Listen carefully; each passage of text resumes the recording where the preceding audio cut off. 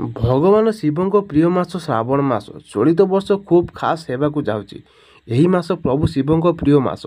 एही मासरे ग्रहଙ୍କ विशेष संयोग हेबाकु जाउची। एहार प्रभाव समस्त राशि उपरे पड़िले मध्य किछि राशि व्यक्ति विशेषଙ୍କ उपरे प्रभु शिवଙ୍କ कृपा वर्षिबो। एमानकु खूब धन संपत्ति सुख समृद्धि अनेक सफलता मध्य प्राप्ति हेबो। 11 जुलाई चलित वर्षर श्रावण मास आरंभ हेबो। श्रावण मासरे सूर्य मंगल शुक्र शनि और बुध ग्रह चलन करने सह दुर्लभ संयोग सृष्टि हेबो। शनि और बुध उलटा चलन करेंगे फल श्रावण में प्रीति जुग आयुष्मान जुग सुकर्मा शिव और सर्वार्थ सिद्धि जुग सृष्टि हेबाकु जाउची। जानते क्यों क्यों राशि भाग्य चमकिबो। तेरे वृष राशि व्यक्ति माने एही राशि रे अत्यंत शुभ फल मिलिबो। टंका रोजगार करने नुआ नुआ संयोग मिलिबो। धन संपत्ति वृद्धि हेबो। सफलता मिलिबो। मन खुशी रहिबो।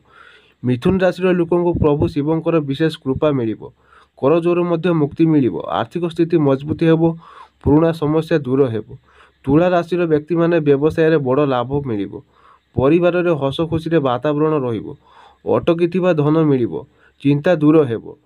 तेबे कुंभ राशि लोक मानकु अटकी काम रे सफलता मिलिबो। धन लाभ हेबो। भाग्य रे साथ मिलिबो। जीवन रे खुशी आगमन हेबो। आशा करी आमर ये भिडियोटी आपण मानक पसंद आसथिबो। जदि भिडियोटी भल लगी भिडियो को निहाती भाव गोटे लाइक करंतु एवं कमेंट रे हर हर शंभु लिखंतु एवं चैनल टी को निश्चित भाव सब्सक्राइब करंतु।